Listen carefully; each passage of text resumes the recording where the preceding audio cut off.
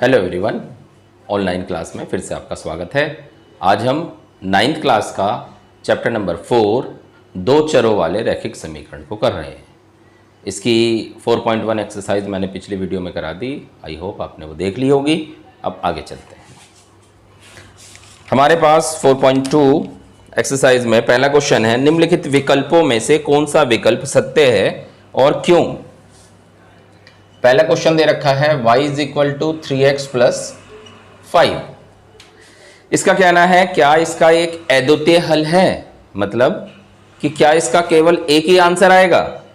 दूसरा है केवल दो हल हैं, केवल दो ही आंसर आएंगे। तीसरा है अपरिमित रूप से अनेक हल हैं, यानी बहुत सारे आंसर आएंगे। तो चलो चेक करते हैं। सबसे पहले हमने क्या करा, इसमें अपनी तरफ से x = 0 रख दिया। जब हमने इसमें x की जगह 0 रख दिया तो ये हो गया 3 × 0 + 5, यानी y = 5 आ गया। तो इसका जो हल आया वो आया 0,5। पहले हम 0 की वैल्यू रखते हैं, बाद में हम पहले हम x की वैल्यू रखते हैं, बाद में हम y की वैल्यू रखते हैं। ठीक है, दोबारा हमने क्या करा, अब की बार y की जगह 0 रख के देख लिया। जब हमने y की जगह 0 रखेंगे तो ये हो जाएगा हमारे पास 0 = 3x + 5। 5 को इधर ले जाओ तो 3x = -5, यानी x = -5/3, यानी अब की बार जो हमारा आंसर आ गया वो आ गया -5/3, 0। तो अब ध्यान से देखिए, आपने x की जगह 0 रखा तो ये मान आया, आप y की जगह 0 रखोगे तो ये मान आएगा, आप x की जगह 1 रखोगे तो अलग मान आएगा, x की जगह 2 रखोगे तो अलग मान आएगा। तो इसका क्या मतलब हुआ, इसका मतलब हुआ x और y के विभिन्न मानों के लिए यूं लिख देंगे आप, x व अतः x व y के विभिन्न मानों के लिए अपरिमित हल होंगे। यानी आप मान अलग अलग रखते चले जाओगे तो इसके जो आंसर हैं वो अलग अलग होते चले जाएंगे। तो इसका थर्ड ऑप्शन सही है, अपरिमित रूप से अनेक हल हैं। सेकंड क्वेश्चन पे आते हैं। सेकंड क्वेश्चन में फर्स्ट दे रखा है इसने 2x + y = 7, और ये कह रहा है निम्नलिखित समीकरणों में से प्रत्येक समीकरण के 4 हल ज्ञात कीजिए। अब देखो, 4 हल निकालने को कह रहा है तो आपके लिए इसका अथाह आंसर हो जाता है, यानी आपके आंसर सभी के अलग अलग आ सकते हैं। क्यों? क्योंकि आप जो मान रख रहे हो उस पर डिपेंड करता है।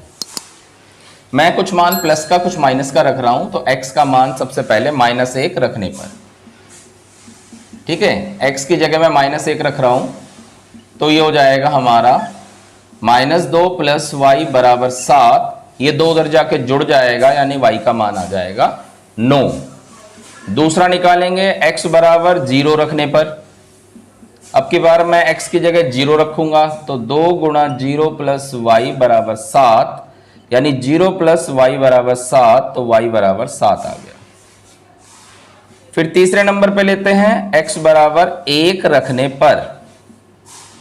अब की बार मैंने x की जगह 1 रखा तो y का मान 7 - 2, यानी y का मान 5 आ गया। अब x के मान और अलग आ गया। ठीक है, फोर्थ पार्ट पे आते हैं।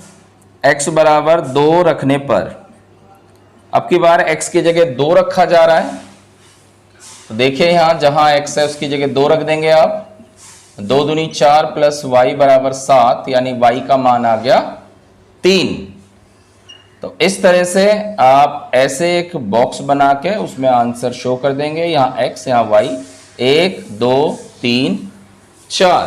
ठीक है, मैंने x के 4 अलग अलग मान रखे। सबसे पहले -1 0, फिर 1 2। जब मैंने -1 रखा तो y का मान 9 आया। जब मैंने 0 रखा तो y का मान 7 आया। जब मैंने 1 रखा तो y का मान 5 आया, और जब मैंने 2 रखा तो y का मान 3 आया। इस तरह से इसके 4 हल हो गए। हल कैसे? हाँ, ये भी देख लो, हल ये है -1 9, एक हल तो ये है। 0,7 दूसरा हल ये है, 1,5 तीसरा हल ये है और 2,3 चौथा हल ये। ठीक है, क्लियर। इसके बाद हम चलते हैं थर्ड क्वेश्चन पे। थर्ड क्वेश्चन पे बिल्कुल ऐसा ही है। इसने कहा बताइए कि निम्नलिखित हलों में से कौन कौन से समीकरण इतने के हल है और कौन कौन से नहीं हैं। समीकरण ये दे रखा है। ठीक है, आपसे पूछा है कि बताइए हल है या नहीं, तो मैं एक करके दिखा रहा हूं, बाकी आप ट्राई करेंगे। 0,2 पूछ रहा है, इसका हल है या नहीं है। तो तरीका देखिए, हम लेफ्ट हैंड साइड उठाएंगे, x माइनस 2y, ये वाला हिस्सा लिया हमने, इसमें ये मान रख देंगे। पहला मान x का, दूसरा मान y का।